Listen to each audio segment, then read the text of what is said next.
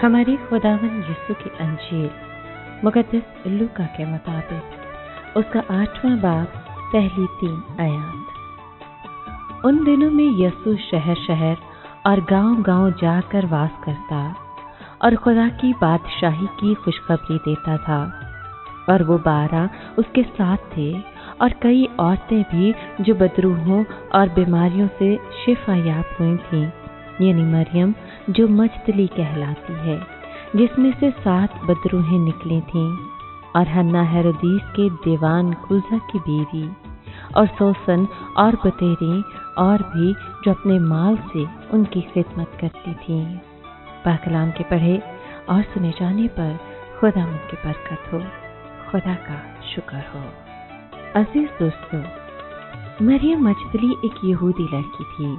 कलाम मुकद्दस में मरियम मजदली खुदा के रहम और फजल की बहुत बड़ी मिसाल है। मुकद्दसा मरियम मजदली, एक रिवायत के मुताबिक मरियम मजदली की यीशु से मुलाकात उस वक्त हुई जब यीशु खुद उस इलाके में गए। मरियम मजदली को 7 बदरूहों ने जकड़ा हुआ था, तो यीशु ने उसे बहाल किया। यही शागिर्दियत की तरफ उसकी बुलाहट थी।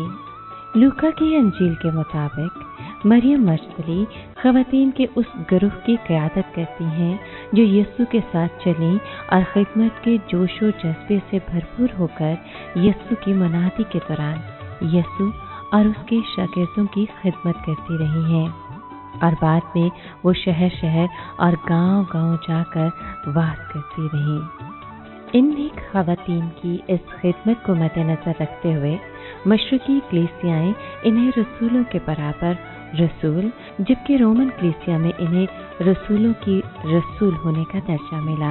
अनाजील मुकद्दसा के मुताबिक मरियम मजदली ने शागिर्दियत की जिम्मेदारी सबसे बढ़कर निभाई। इस सिलसिले में मरियम मजदली ने यीशु की सलीबी मौत तक वफादारी निभाई, और इससे भी बढ़कर उसने यीशु की क़यामत की मुबशरा बनकर इस वफादारी को बामे अरूज तक पहुंचाया और मसीह की क़यामत की गवाह ठहरी।